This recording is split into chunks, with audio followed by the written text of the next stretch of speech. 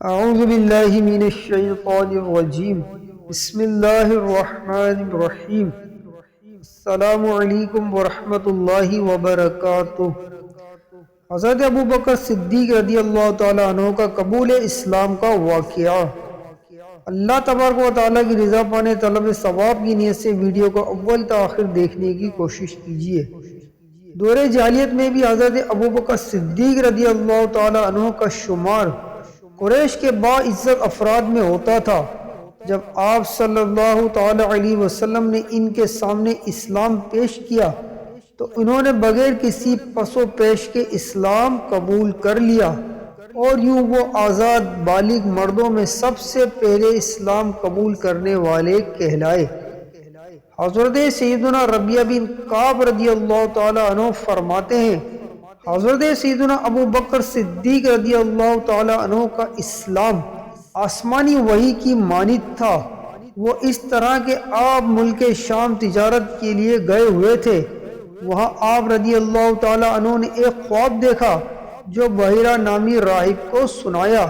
اس نے آپ سے پوچھا، تم کہاں سے آئے ہو؟ فرمایا مکے سے۔ اس نے پھر پوچھا، کون سے قبیلے سے تعلق رکھتے ہو؟ فرمایا قریش سے۔ پوچھا کیا کرتے ہو؟ فرمایا تاجر ہوں۔ وہ راہب کہنے لگا، اگر اللہ تعالیٰ نے تمہارے خواب کو سچا فرما دیا تو وہ تمہاری قوم میں ایک نبی مبعوث فرمائے گا، اس کی حیات میں تم اس کے وزیر ہوگے اور وصال کے بعد اس کے جانشین۔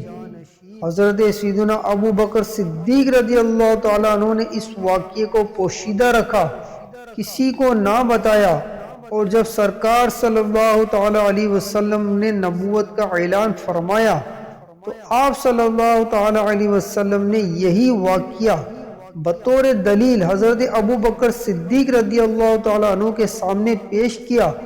یہ سنتے ہی آپ رضی اللہ تعالی عنہ نے حضور نبی کریم رؤوف الرحیم صلی اللہ تعالی علیہ وسلم کو گلے لگایا اور پیشانی چومتے ہوئے کہا، میں گواہی دیتا ہوں کہ اللہ عز و جل کے سوا کوئی معبود نہیں، اور میں اس بات کی بھی گواہی دیتا ہوں کہ آپ اللہ عز و جل کے سچے رسول ہیں۔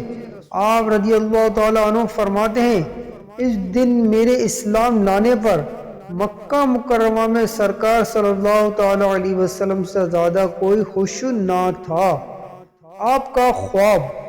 ایک بار آپ رضی اللہ تعالیٰ عنہ نے خواب دیکھا کہ ایک چاند مکہ مکرمہ پر نازل ہو کر مختلف اجزاء میں تقسیم ہو گیا، اور اس کا ایک ایک ٹکڑا ہر گھر میں داخل ہو گیا۔